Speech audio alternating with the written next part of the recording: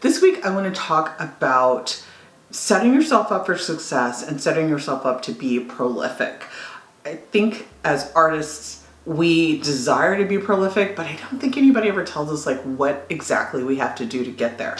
So I'm not going to like count them off, but maybe I will count them off. But there are a few things that I do to make sure that I am ready to paint, ready to draw, ready to go. I can honestly say that being prolific when I started making art again was just a word. Let me explain. I loved watching art. I love watching YouTube videos. And one of the things that I would do while watching art YouTube videos was to sit on the couch and just stare.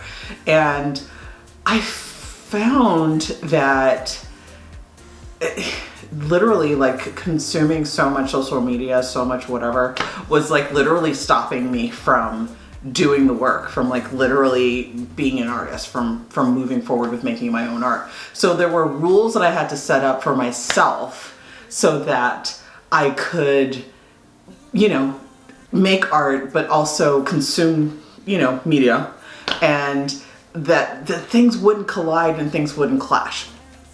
So the rules that I set up were really simple and kind of silly. One, I had to like always have within my reach some sort of implement for drawing, some sort of paper, some sort of whatever. And I really got into sketchbooks, and I wasn't into sketchbooks before I decided I wanted to be prolific. I think it was like the word of the year, prolific, So having the idea of being prolific and executing on that idea meant that I had to set myself up for success all the time. So there are things that I do now that are habitual, that are part of what I do that they weren't habits before. So number one, I literally can go get in my car right now with just my wallet, keys, whatever, leave the house, and I can be painting. Because in my car right now, there's like a box on wheels, and it's got prepped paper, it's got gouache, my like spring summer palette is in there, I've got colored pencils in there, I've got literally a little studio in the back of my car that doesn't take that much space up, and it isn't like cumbersome at all. And I just have that in there, and I have it in there because I know that I'm going to be out in the world and I'm just going to be like, this is really pretty, and I'm just going to want to draw or want to paint.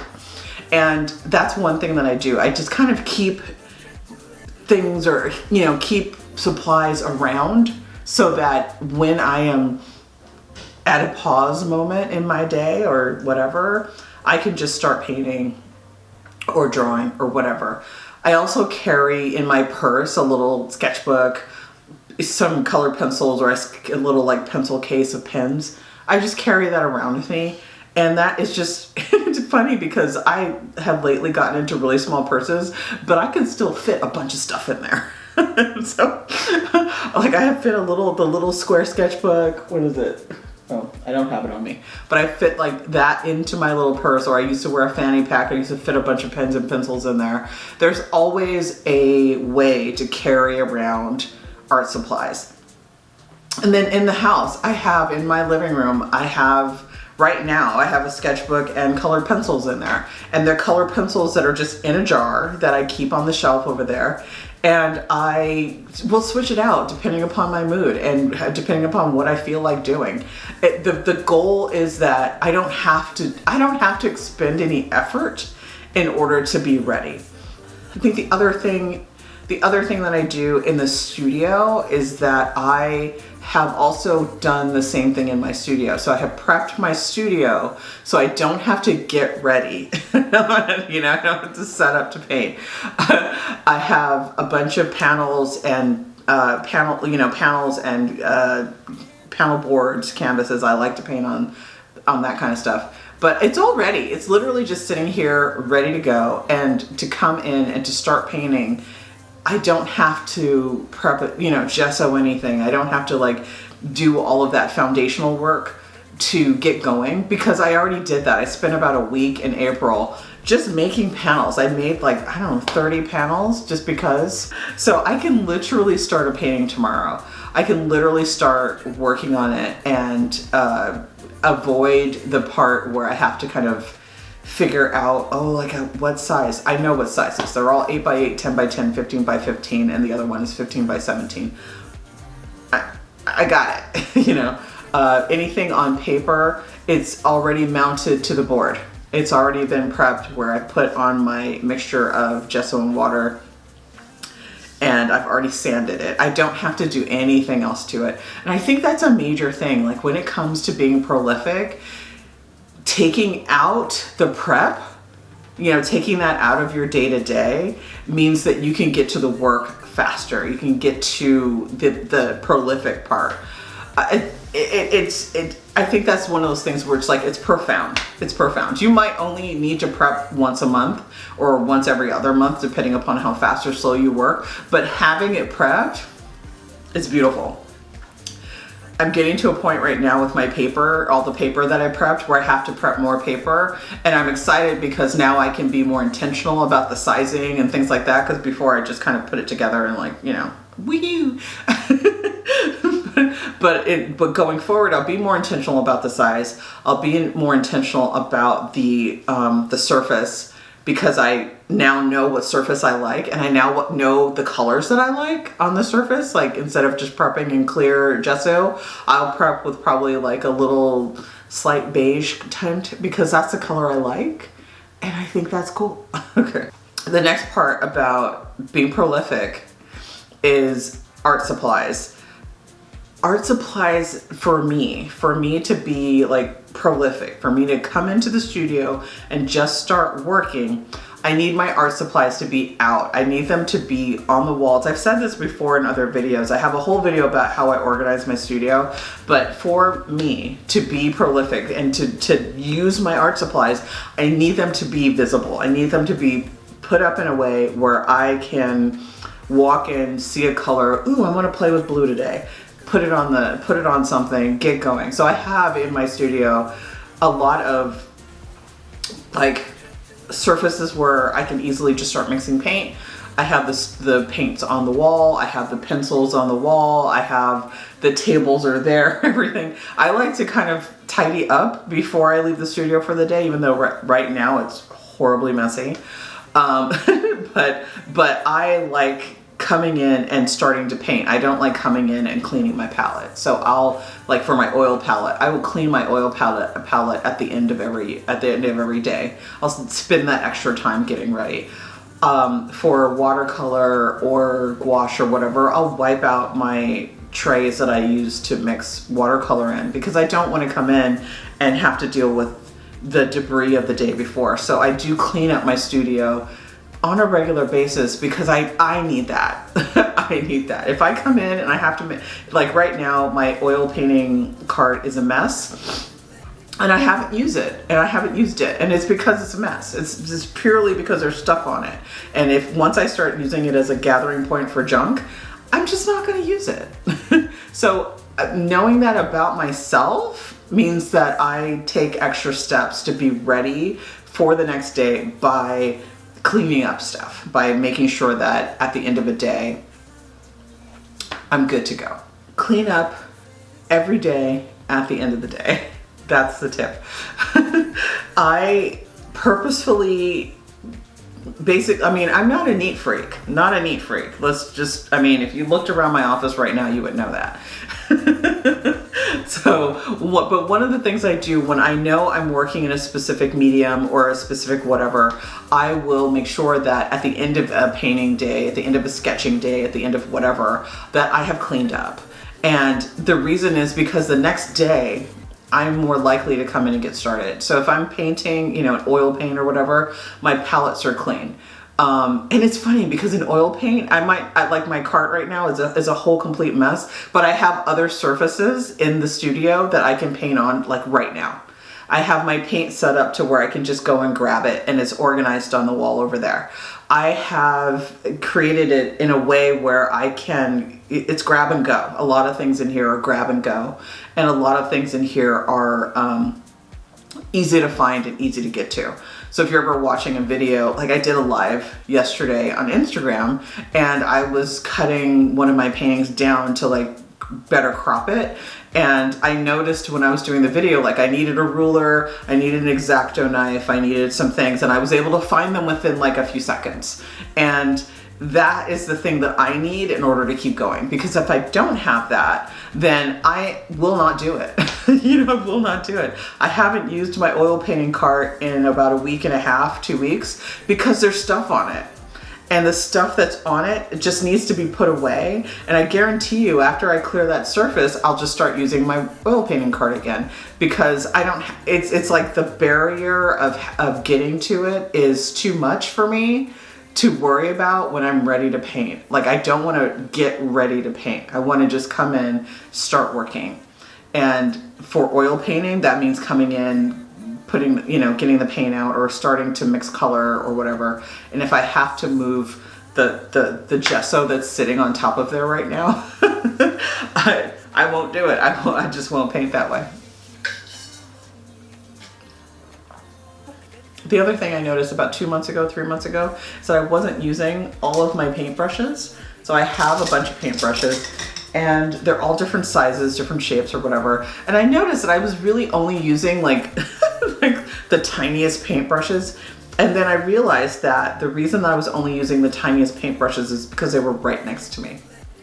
Like literally right next to me. So I reorganized how I store my paintbrushes, so that they're literally next to me when, that all went wrong. So that they're literally next to me when I'm painting. So now I'm more likely to grab these paintbrushes and to put them to use.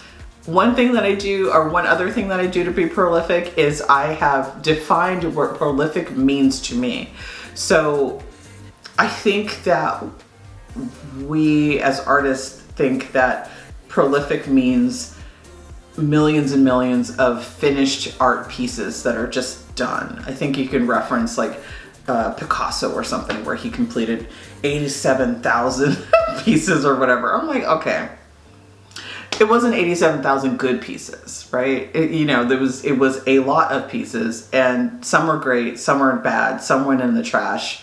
I'm sure that there were more or whatever, and 87,000 is just it's just a guess. I don't actually know for sure the number, but for me, that just means, oh, okay. So that's why a lot of my sketchbooks are full of like just squiggles and wiggles. Sometimes I sketch just to get the wiggles out. Sometimes I sketch because I'm trying to just bring in a skill, Sometimes I sketch because I like the hands, like, oh my God, I forgot how to draw hands. So I'm going to draw hands and hands and hands and hands. That is for me being prolific. The fact that I had 9 sketchbooks that I completed in like over the course of 2 years, going from 0, that's like for me going from 0 to hero. You remember Hercules? 0 to hero. Okay. I always burst out into song. I'm sorry. Love me. Yeah, so going back to the sketchbooks, it's that. It's being ready, it's having the sketchbooks available, and it's not just like one sketchbook, a variety of sketchbooks. I've got right here ready on my thing 1, 2, 3, 4, 5, 6, 7, 8 sketchbooks, and I've got 1 in the living room that I'm working on right now, and 2 in my bag out in the car, because I know I like to sketch before I start painting. It's a culmination of getting things done, and not, oh my God, we have to finish this one sketchbook and we have to do it just right now. If I were teaching a class to any student, I would have them do a sketchbook and I would look at it once a week, because the more work that goes into that sketchbook, the more you will advance as an artist. That's just like, math, I guess. Math. Anyway, that's the thing. It's like you're developing the habit. You're going to gain more skill. Like, I love looking at artists' work over time and seeing that over time they've mastered different skills. I love looking at my work over time and seeing how when I started with a certain medium, I wasn't that great at it. And then seeing that now with the same medium, I'm able to achieve way different results than I was able to get on the first try. And that's just from, you know, 1, 2, 3, 4, getting it done every day or doing something every day with that medium and gaining the maturity with it and gaining that time. You know, it's like building a diamond. It's like making a diamond. The more pressure, the better the diamond. Don't know anything about diamonds, by the way. Nothing. I know nothing. Shh, okay? but what I know about art is that if you keep doing it, you will get better. And that's just how it works. That's just how it works. And then the other thing about being prolific is not saying I'm only going to work on this one thing. I'm only going to work on that one thing. I'm not only going to, don't pick a thing. Draw everything. I think one of the biggest things that helped me was that I decided that in my sketchbook, a lot of those drawings would be by observation, like my eye looking at that thing. And that was really helpful. That was really helpful because there's, you know, I work a lot from reference images. So this is a reference, that's a reference, that's the final work. I work a lot from reference images. So knowing how a face turns in, you know, life informs how I draw from the reference image. So a lot of my drawing in my sketchbook is because I happen to be somewhere and I'm sitting there looking at the thing. And I love that. I love that. And it's funny because even if you don't go anywhere, okay, like I'm revealing my secrets. I bought little trees from Blick. I bought all those little animals, like when you're at the checkout line and they have all those little animals. I bought the little animals from Blick, and every time I would go to Blick, I would buy like 1 or 2 of those little animals.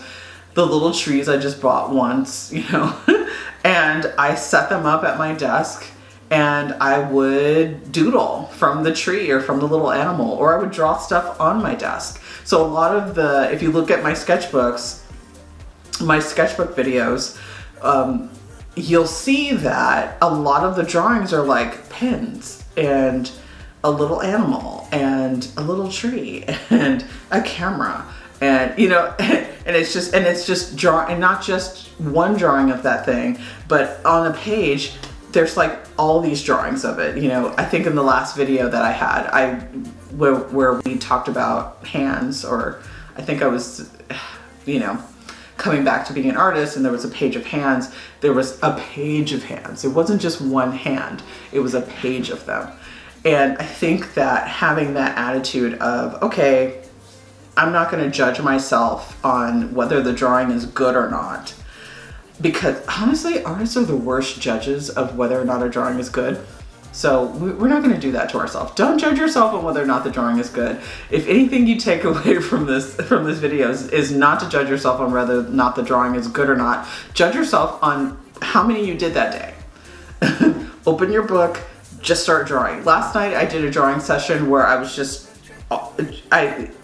I did a drawing session where I was drawing to prep for a painting that I wanted to do, but also noticed how much I liked the ground that I put on the page because I was experimenting with the watercolor ground, and noticed how much I liked watercolor pencils on that ground in comparison to watercolor pencils on a white page. I would not have done that or noticed that or knew that I liked that if I hadn't have prepped the page, because it was already prepped. I didn't have to prep it. If I didn't have the watercolor pencils with me in the living room, on the couch, in the little container, and had been drawing just to draw, and then looking at it and going, huh, look at that, and then just started doing the swatch. It's a series of events that added up to something that for me is going to be a little bit of a leap in my artwork, because now I'm going to prep a bunch of pages that have different color backgrounds, and I will take that out to draw, and we'll see what happens with that. So it's going to be, you know, it's like a thing, and it's a thing that I learned because I had all the tools with me so that I could practice.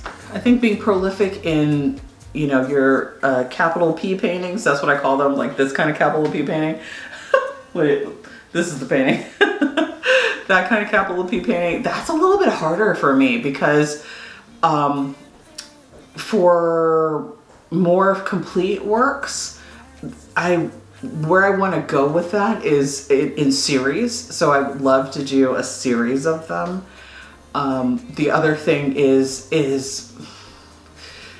the other thing I've been working on is with painting, what is my process for getting a painting done? So right now, I'm really good at this part, the prep work part, you know, like all that part that is like the fun, like, you know, swishing around paint and, you know, like, okay, we're good, it's good, you know, playing in the sketchbook and all that kind of stuff. And then the part where the process of like, okay, now we're going to bring it into painting and making painting as fun and as lively as the sketchbook practice, while still respecting the fact that I like a more realistic style, which just for me takes longer. That is something that I'm working on. I probably will take a few months. I will probably take a few months of working through that process and come back and be like, okay, here's the update. Because for me, doing the longer paintings, it's fun, but in a different way. You know, I think maybe sometimes my paintings might be too ambitious. Like this one was probably too ambitious to start on. With where I was with coming back to being an artist, it's probably too ambitious to have something that was really technical. And really I should have probably just like drawn a bunch of apples, you know, painted a bunch of apples or something like that. So I'm working on that part. So I will update this video in a few months and just explain like where I've gotten to when it comes to painting and being prolific as a oil painter, or being prolific as getting the more finished paintings done. I hope you enjoyed this video. I'm like happy now because it's done. I hope you enjoyed this video. I will be back next week with more fun stuff. Don't forget I have a Patreon. Don't forget to subscribe and like and do all the things. Have a great day. Bye.